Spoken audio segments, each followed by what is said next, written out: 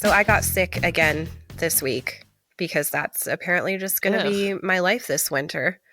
And so I was texting with Mom earlier in the week, and she was like, "Have you noticed you've been getting sick a lot?" I was like, "But yes, I have. I have noticed that." Was she judging you or just pointing it out?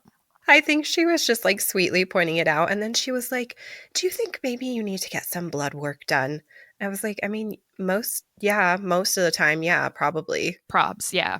But it could just be that you have kids in school and they're gross. No offense.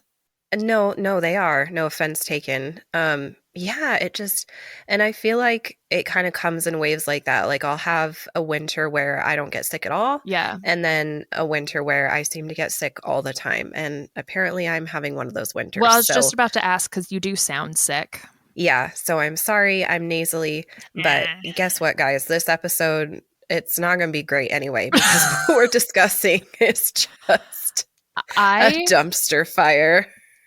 Kelsey left, I don't know, like it was maybe 4 minutes in, and she's like, if I hear mommy, mommy, mommy one more time. So she just turned to me and she's like, I'll be upstairs. I don't blame her. I wanted to turn it off. And the only reason I'm on my phone is because I have my notes on my phone this time. We're going to try that. I wouldn't care. Oh, good thinking. I'm just like doing other things. Well, speaking of doing other things, I was struggling so hard to continue watching that I ended up playing Minecraft while watching because it was so bad. I'm glad. Well, so after we watched that trash heap, and we will tell you what it is, guys. I mean, you've probably seen the episode description anyway. So I come home this evening, and last night I thought, okay, well, that was terrible. I need to take it off of my Amazon watch list. Oh, no. Well, I forgot to. So I come home after work today, and guess what my family is watching? Ronaldo. You fool. I know. It's like you're a new mom. Come on. I know. I walked into the house. I saw that dumb mom's face, and I went, no. No. Why are you guys watching this? Why are you watching it? And she was looking at me, or my oldest, bleep. And she's like, Mom, what is wrong? And I'm like, no, you weren't supposed to watch this. It's so bad. And she's like, it's not that bad. Ugh. And David's like, they found it. He blamed it on them. I'm like, you're sitting right here. And yes, granted, it's Mary-Kate and Ashley. And yes, granted, I bought this. I didn't rent it. I bought it because I thought I probably will watch it with the girls. You know, I'll watch it with you and then I'll watch it with the girls and it'll be something we watch every Christmas. No. I never again. I imagine you would have preferred to come in and have them watching like something that's like not for kids. Like, oh no, I forgot to remove Game of Thrones from there or something. Truly. You know, they're going to love it. They're going to love it. And they're going to want to watch all of their movies. Well, that's fine. I mean, they already like Mary-Kate and Ashley. Okay. They've seen some of their other films. I'm fine with that. This one, though, was... But not this one. And in case you are wondering, we are talking today about the film, quote unquote, To Grandmother's House We Go. This is a Mary-Kate and Ashley film. It is not their best work. I went into this with actually very high expectations that you and I were going to have a grand old time watching it because we watched separately but together. Yeah. And that's not what happened. So we're going to discuss it anyway. Mm-hmm. I will just say I'm sticking with the Lindsay Lohan Christmas movie as my Christmas movie tradition. And I think next time we should do a video call and we should watch that together because the service we used was stupid. Like we both still had to pay for it. And then it was just like, do you want a message here? And I'm like, no, we could just text each other. It was so dumb. There was literally no point. My assumption when we did a watch party like that would be that if I purchased it, whoever I invited to the watch party would just get to watch it. Like if you rent a movie from Blockbuster, RIP, not everybody has to pay for a separate movie rental. And see, I assumed that because I understand like it not making that unlimited, but I assumed that they would have like a certain amount of times you could do that each month if you're paying for their expensive yearly membership company. Mm-hmm. And company, I'm pretty sure I could only invite a certain amount of people as well. So it's not like I could invite 100 people. Yeah. I don't know 100 people.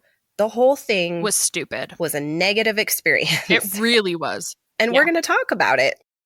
So To Grandmother's House We Go is a 1992 Mary-Kate and Ashley movie. Amazon, the service, says this is rated 13 plus, which I find really odd, being that it centers around twins that are in kindergarten. Do you think it's because of the kidnapping?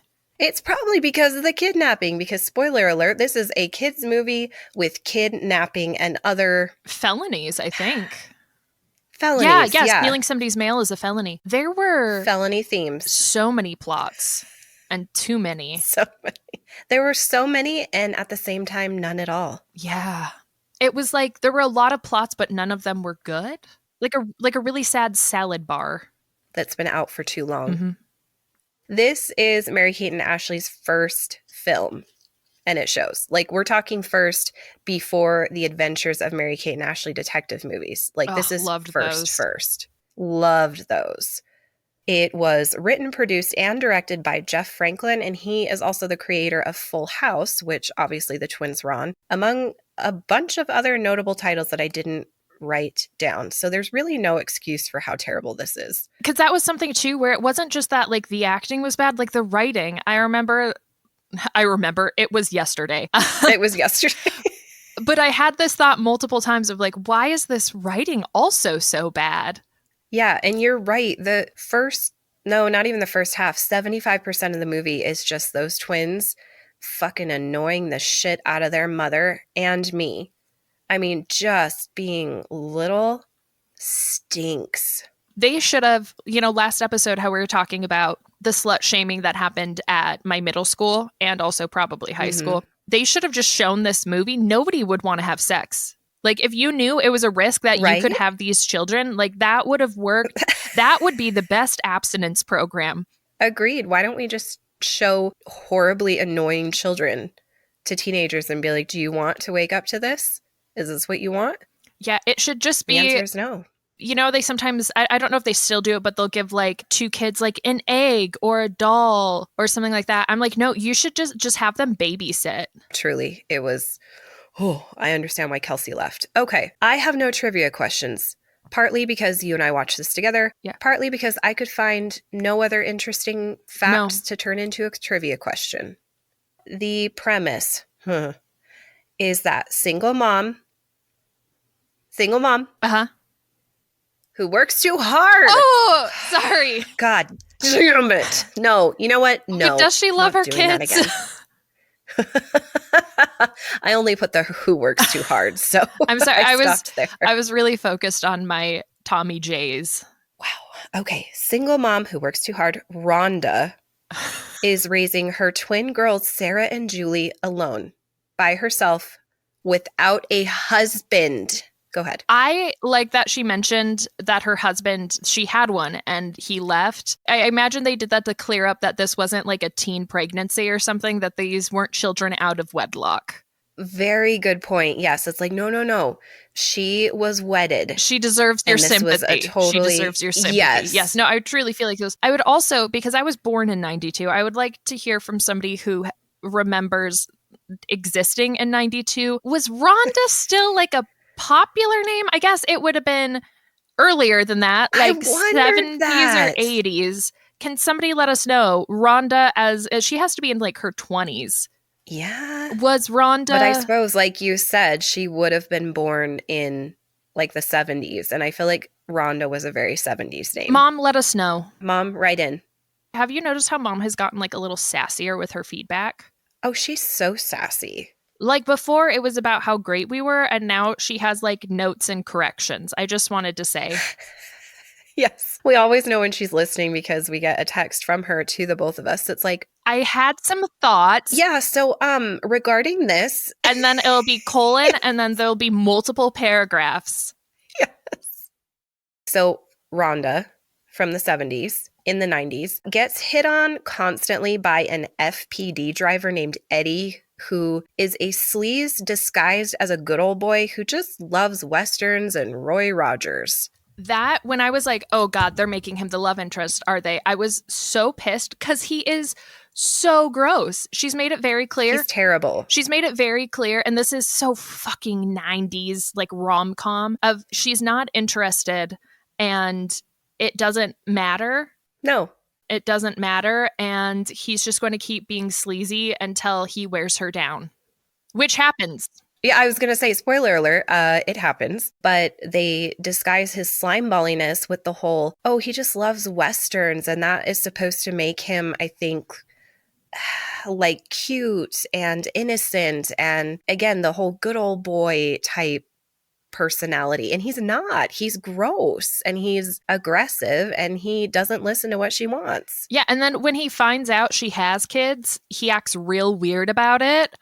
Yes, he is like disgusted. Yeah, because it like changes her from a sex object to a mom. And I imagine that women only exist as those two things for him, as mommies or as like fuck toys. Or as third option, Roy Rogers. Third option, maybe the horse that Roy Rogers was on was a girl that Phillies might be the third option. Phillies. Okay, so there's that. Her girls really think that Mom Rhonda should ask Santa for a husband for Christmas, or at the very least, a boyfriend. Like, I would tell those kids to fuck Mom. off so hard. What do you guys know about a boyfriend or a husband? Yeah. Like, your dad left. Can you imagine Probably being like, because of you. I was going to say, can you imagine being like, well, I would ask again, but I'm afraid that you're going to drive him away. Sorry, girls. It's not good, guys. This is the part where Eddie finds out that does he call her the sludgy babe? Yeah. Or slushy. The sludgy babe. Slushy or sludgy. I can't remember. It was gross either way. Yeah, he gets some sort of convenience store slushy type drink every time he comes in to objectify Rhonda. Yes, harass. So he refers to her as such. And he discovers she has kids when he delivers a package to their apartment and somehow manages to step right in the middle of the snowman the twins have just made. I don't know how he missed that. So immediately they hate him, which, I mean, us too. It's the only time I agree with those kids. Yeah, no, that part was pretty fair. Yeah, that was understandable. The package he is bringing is from their great grandma Mimi, who lives in Edgemont. You're going to hear about Edgemont a lot in this movie. And grandma. And grandma. You're going to wish that grandma got hit by a reindeer. And you're never going to want to go to Edgemont in your life. I'm pretty sure this is just like a travel and tourism commercial for Edgemont. Yeah. Brought to you by Edgemont. For Edgemont by Edgemont. And it also doesn't seem like they've ever met this grandma. Is that the impression you got as well? I was probably playing Minecraft at this point, so I don't know. I thought they maybe had... She seemed like some mysterious grandma from far away that just like sent them gifts every now and then. Yeah. And she invites them for Christmas, but Rhonda's like has to work on Christmas Day because single mom.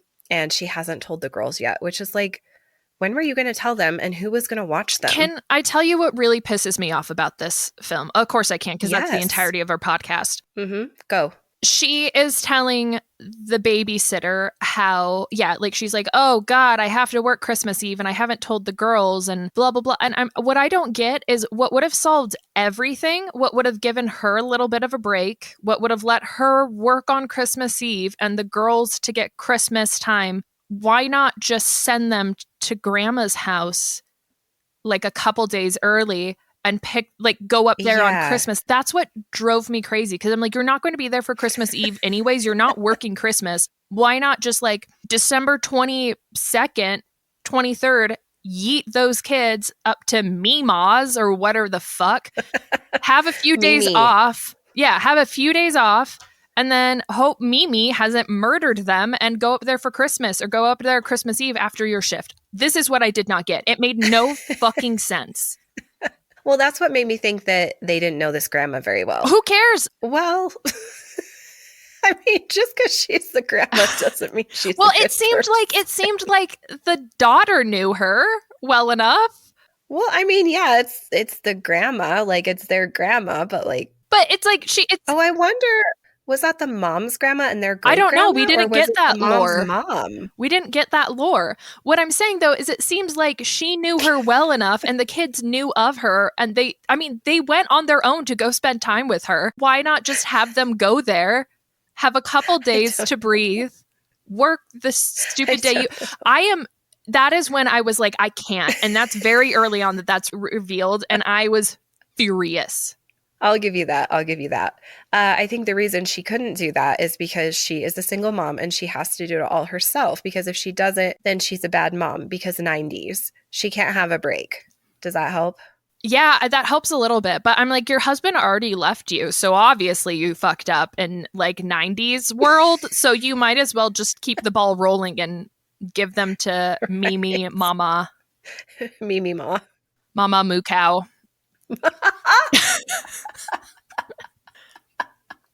Because you reminded me of that, I now have been thinking of it every few days and just cackling and dying. That'll pop into my head. Bop it, bitch will pop into my head. We're going to have to make merch that says bop it, bitch and skip it, skank. For who? For us? Yeah. Okay. Yeah, just for us. Cool. Maybe a couple other people. Let us know. Let us know if you'd wear a shirt that says bop it, bitch on it. Maybe a sticker. Yeah, we could do a sticker. That might be a little less aggressive. Okay, what else is happening? Okay, so we don't know why they can't go see Mima. The reason is not understood. And later, the girls overhear their mom talking to her friend slash girl's babysitter about how Sarah and Julie are a handful and that all she wants for Christmas is some time alone. Which, I mean, same girl. Like, I get it. But they immediately decide that they are going to go on their own to Grandma Mookow's house for a visit. So they can give their mom a break because she works too hard. And they have a really long packing montage for this. It was too long. I went and got snacks during it and came back and they were still packing. So of course, on their journey, they run into Eddie out on deliveries and they stow away in his truck until Sarah has a bathroom emergency and he has to pull over. Eddie is still singing along to old country music, and it's interspersed with actual clips from black and white westerns. And this is supposed to endear us to him. And it may have worked in the 90s, but we're not falling for it now, Ed. We know who you are. You know what? He ends up having a pretty good time hanging out with the girls, especially considering he's getting delivery tips because they're so cute. And he gets to take them out for ice cream and has zero actual parental responsibility. And everybody thinks he's a great dad, which facts. Yeah, well, we did. That was our fun exchange during it. Is that what did you say? You said something like he spent a day with them and everybody and he's dad of the year now. And then I was like, that's actually pretty accurate. Correct. My favorite message from you was that Eddie needs to be put to sleep. Yeah, I still stand by that. He was awful. And I will give him, he was an attractive man. I found him attractive. I know I'm speaking to the wrong audience here, but I did find him attractive physically. But he was just a yucko. Yeah, he really just hung out with the girls, kind of tolerated them. And then my favorite part, I don't know if this is jumping the gun or jumping the horse barrel. What do horses jump? Those, whatever. They don't jump barrels. They don't. No, they run around them. I couldn't think of what anyways, it doesn't matter. Jumping things. Like a pole. A pole? Like a stripper pole? No, I don't think they jump poles. Kelsey's a horse girl. She would know. Pole vaulting. Like a horse. I don't know if this is pole vaulting the horse, but the part where he calls Rhonda and lets her know that he has her kids. And I'm like, okay, my thought is that this is a guy who's been harassing you, a customer, harassing you at work. And you're just like, oh, you just happen to have my children. Okay, thank God. Yes, and that's my next note. There is no sense of urgency for him to get the kids back to their mom or for her to be like, where are you?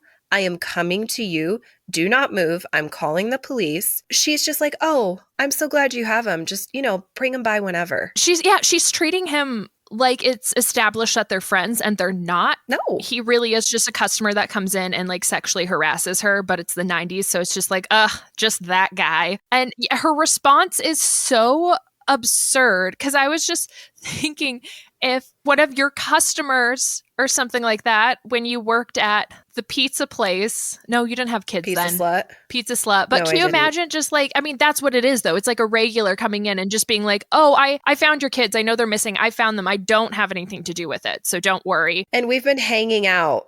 Yeah. And I'm just letting you know now. And also, I have to finish my job, even though I could, or my shift, even though I could take enough time to just hang out with them. And then I'll bring them home. I would be like, pedophile.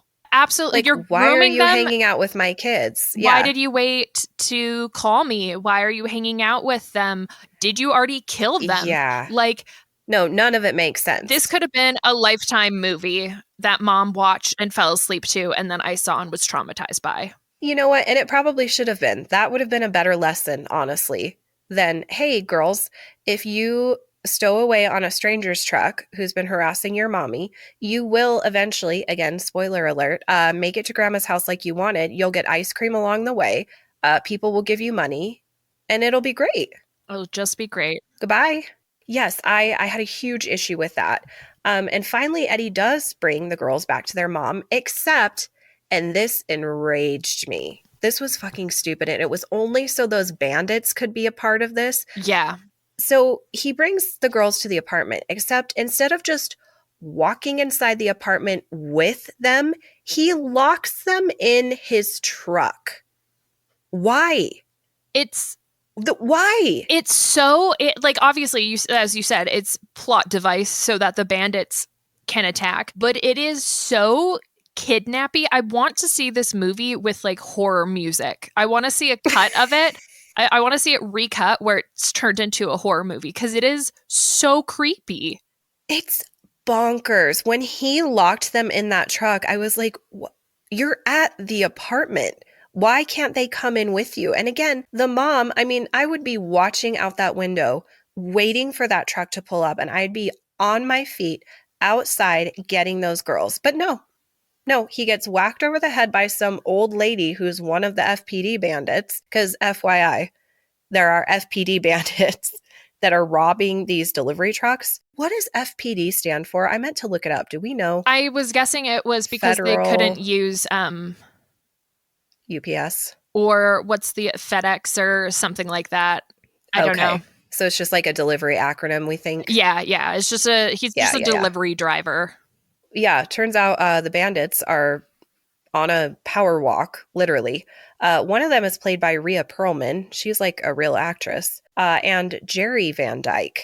Is that like Dick Van Dyke's brother or I don't something? know. It was your episode, Riley. He looks a lot like him. Well, I didn't look any of that up because I didn't care that much. The woman did look familiar, so that makes sense.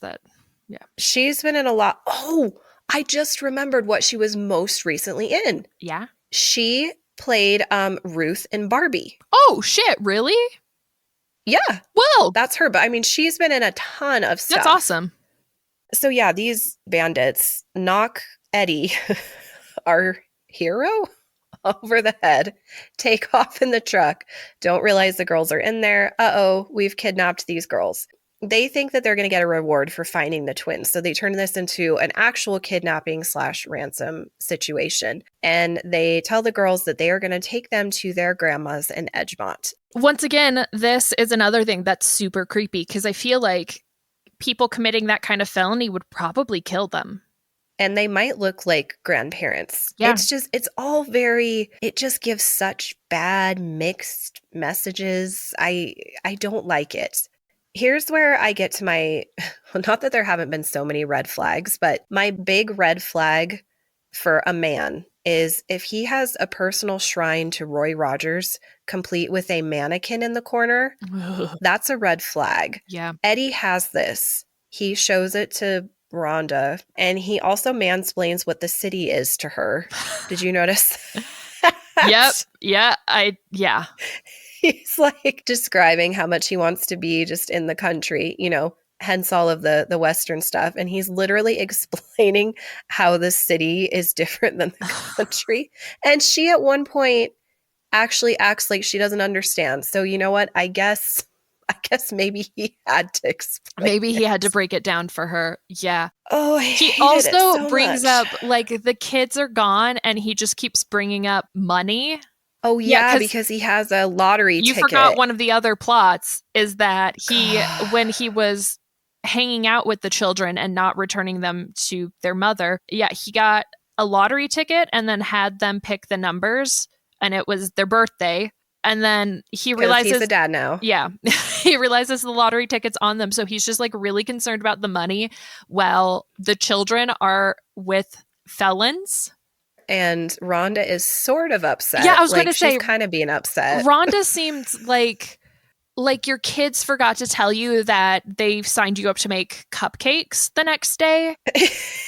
Yeah, she's just sort of stressed out. Yeah, Just a little bit frazzled. yeah, there's like some moderate stress happening. And why are we at Eddie's apartment? Why wouldn't you be staying at your apartment next to the phone in case the kidnappers Well, call again? didn't they need a red hat? And so he was like, hey, check out this red cowboy hat I have.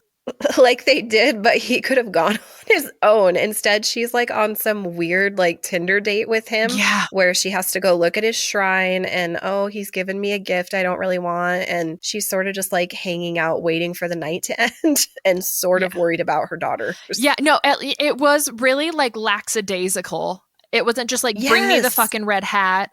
Or I'm like, you don't have a red hat, lady? Oh, and that's so Yeah, come the on. kidnappers can identify them at the skating rink so that they can exchange the $10,000 for the children. Yeah, and it's at like a carnival near Edgemont, right? Is Yeah. that Yep, it sure is. okay? Because here's the thing. You might have noticed I put my phone down. I don't have any notes after this, and the movie is not over. So let's break the rest down from memory, shall we? So they get to the carnival. Well, first, the kidnappers spend a lot of time with the children, and it just creeped me out. Yes. Like, they're sitting on his lap and they're sleeping at their Yes. place, and it's just like the kidnappers are also supposed to be sort of endearing. And I was just the Right. entire time, I'm like, why this plot? Why the lottery plot? Why so many different plots? Also, why Eddie? But yes, Why Eddie? they eventually get to the ice skating rink. The kidnappers bring the kids and then lose the kids. Mm-hmm. Oh my God, we forgot yet another plot. Oh, Eddie what? and Rhonda, remember how they have to sell all the stuff to get the $10,000 in cash? So then Oh, they pawn it, and then the police think they're the bandits. I forgot about that stupid ass part. So then, ice skating rink, Ugh. the Ice skating lady rink. Then the lady brings no, she doesn't. She has Which- the kids elsewhere, but she goes to meet Rhonda and Eddie, and they give her the money. And then her husband shows up and is like, we have to give the money back. We lost the kids. and then the girls are just what, like up on Santa's sleigh or something? Yeah. And Santa goes to Yeah, try and they're find an just chilling adult, there. and they just steal the horses. And The horses take off. They're running like they've never run before. They're going so fast. And so Eddie God, finally gets to live out his cowboy dreams. Does he take the red hat off of Rhonda, or is it just on him now? he might take it 'Cause off. he's of her. wearing I that think hat. he takes it off of her and puts it on, and then goes to get a horse. He jumps on a horse. He's all of a sudden a Western hero. Also, the horse He- looked a little too small for him, but whatever. He chases down the girls, and the whole time he does not shut the fuck up. He is talking the whole time. He's talking to the horses that are careening towards a cliff. He's talking to the girl. Shut up, Eddie. Focus and get the girls off the GD runaway carriage. Yeah, because said carriage is, even though it's not a dead end, it's like the edge It's of a cliff. It's the edge of a cliff. I mean, there's a fence there, I mean, it like you have, but there's also, you can see from like angles that it really is just like, if you turn left, you can keep going. But for some reason, these horses who have been able to navigate the path all the way down here are just gonna run over the edge like fucking bison on that goddamn rock. Like, Here's the thing. It is called Edgemont, number one. That's the edge. That's the Number edge of two, Mont. those horses, I think those horses were ready to end it all. They were so fucking That's what tired I of all these think. kids and these costumes. Yeah, maybe. That would be believable. But alas, I mean, thankfully, the carriage does not go over the cliff. Everybody survives, including good old Eddie. Why? So he jumps ungracefully onto the side of the carriage, and then he gets Yes. into like the seat, and for some reason he doesn't just grab the reins and stop. He jumps onto then one of the horses on the carriage, and there's some like whoa and bullshit, and then the horse stops. But then all of a sudden everyone's cheering and is like, this is incredible. And then he fucking the horses just start they go to grandma's house.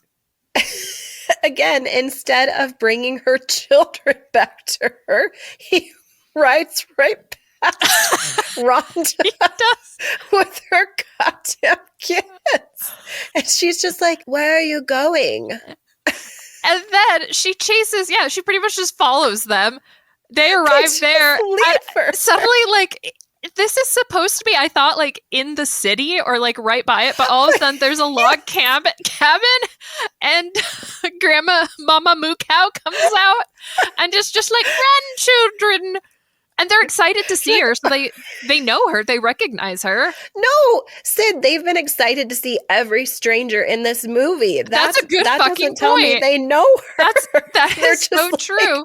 Another stranger. Wow. Woo! So they run into her stranger house. The mom shows up and is like, wow, Eddie, thanks so much for saving my kids. He's like, you know what, Rhonda? You're not that gross. I was wrong. Your vagina isn't Kids are ruined. Okay. Even though 2 came out, one right after the other, I bet it's not too bad down there. I'll do you a favor. Don't worry, Rhonda. I'll smack that. So then you might be like, oh, thank God this is over. It's not. No, it's not. Oh, Eddie also, to show his character growth, when he grabs the girls, he's like, I was worried about you two. Like, no, you weren't. Nobody was worried about them, okay? Because when they, oh my God, we forgot when the bandit lady gives Rhonda and Eddie their things, he's like immediately rifling through to find the ticket. The ticket. But then, like, literally a minute later, he's on a horse and like saving them and is like, oh my God, I was so worried about you guys. You're my life now. Oh. And then the cops. And then the police come and they arrest them for being the bandits. And for some reason, they take the girls with, but then leave the girls at the carnival so they can continue taking their parents to the station. Yeah, but they Why like wouldn't they just leave them at their grandma's? And drive straight to the station, but instead they go back to the carnival.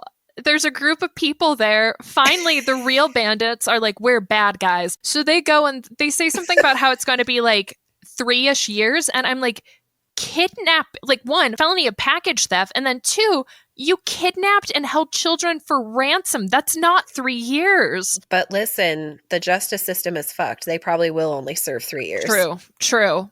I loved the creepy chanting from the crowd because Eddie wants to go on his win a million whatever show. And what was the crowd chanting? Like Christmas Eve. Christmas because Eve. one of the main characters says the something about like, started. Oh yeah, because they're like, it's Christmas Eve because they want the cop to use his cop mobile to speed them to the show. So the girls start going, Christmas Eve. Christmas Eve. Truly like that, monotone. And then the rest, Riley, do it with me. We're going to Christmas Eve, Christmas Eve, Christmas Eve, Christmas Eve. It's like that. And then it just does panning around like all of the extras. It looks at it was such a fucking long bit. It was so long. And then finally, the cops are like, yeah, sure, we'll drive you there. Which, no. Why? No. Ride your fucking horse there, Eddie, if it really matters that much to you. Right? I mean, it's not his horse, but, you know. He's stolen enough things now. Right. Why Who stop? cares at this point? So they get to the lottery show and The bouncer or whoever outside doesn't want to let him in. Of course, one of the girls just takes the ticket, sneaks in. And surprise, surprise, it's fucking Bob Saget. And oh my gosh, I forgot the name. I can't remember the actress. Lori Loughlin? Yeah. They Something are like that. the Aunt Becky. Yeah, Aunt Becky. They're the lottery hosts. And then you notice that DJ was in the crowd, like the studio audience. Mm-hmm. And they have, the winning ticket and they get to spin. And Eddie's going to go up there and spin the wheel, except for then he's like, no, I want you girls to do it because they're like his good luck charms, which I'm like, you've known them for a day and they're not good luck. Yeah. Look at what your day has been like. Look at it. Truly. But they spin it. Naturally, they win the jackpot. And then the mom and him kiss and the girls comment on it. They say something gross. I can't remember. And they kiss again. And I was like, what a great lesson. What a great lesson. Just like, you know what? If he spent most of the time that you've known him disrespecting your boundaries and making you uncomfortable, if he's okay for one day, I'm sure he'll be okay for the rest of your life. He's changed and he likes Westerns. I mean, what more proof do you need that he's a different man than he was an hour and a half ago? Truly, yeah. All of that. He's obviously ready to be a stepfather. And I guess they're moving to Montana to have a ranch because he definitely seems like he could have the work ethic to run a ranch. Yeah. Oh, both of them. They're both just terrible. They're just terrible. The funny thing now too is thinking because they win like 1.3 million and then even they talk about after taxes, the idea of buying a ranch in Montana for like $900,000 is fucking adorable. So precious. I mean, I know that was in the 90s, but still, I was just thinking about that now and I'm like, God. Even 900,000, you buy the ranch and then you have to get all of the animals. Right. And then take care of them. And I'm like, does he know that like you have to do something with your ranch to make money from it? No, he doesn't. I don't think so. He absolutely doesn't. He's watched Westerns and that's what he knows about ranching. You're going to sink all of that money into getting the ranch and getting the animals for it. And then I'm like, you have to continue to take care of them. And horses live, like compared to other quote unquote pets, and horses I wouldn't really say are pet like, but still they live a lot longer than like your lab and they cost a lot more. Yes. Kelsey was telling me that like a minimum for a single horse, I can't remember if it was like 1 or 3 acres.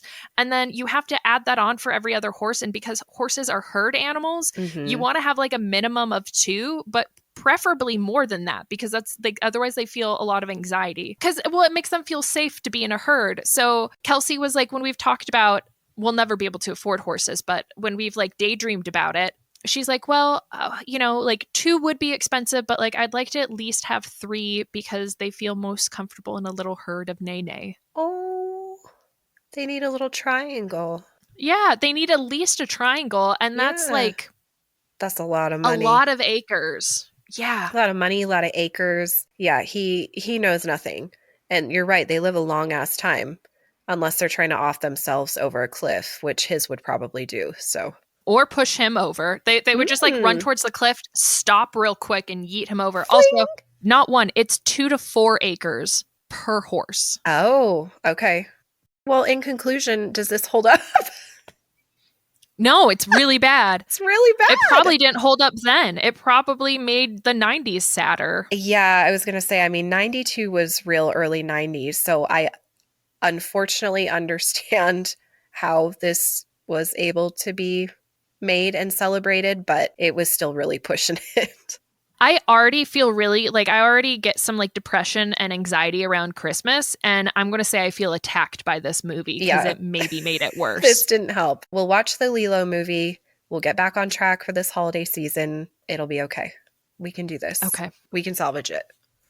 I'm so sorry. I thought I was so excited. I was like, you and I are going to watch it together. It's going to be like old times, Mary-Kate and Ashley movie, and just nightmare. Yeah, no, it was trash. The one redeeming thing is I can try and find some cute like Christmassy and winter photos of us to send. Great. But I mean, this is the podcast. Yeah, this is what you guys signed up for. Yeah, so it's what we signed up complaining. for too. I was trying to blame Mom earlier. I texted her and I was like, did we actually watch this as children? And when she confirmed, I was like, what the hell? Wow.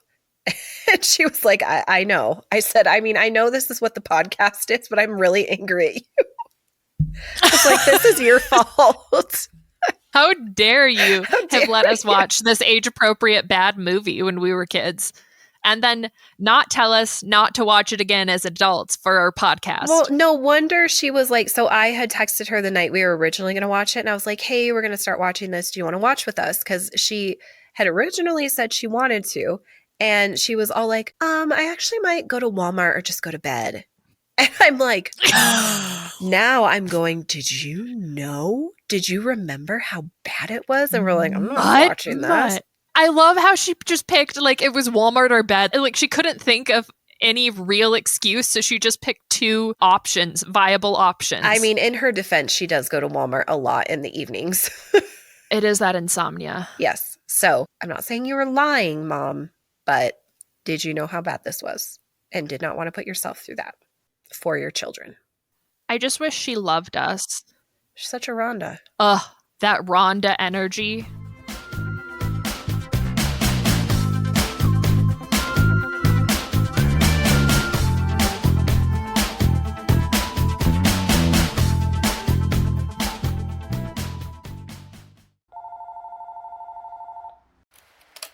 You've reached Sid And Riley. We can't come to the phone right now. So leave a message after the beep.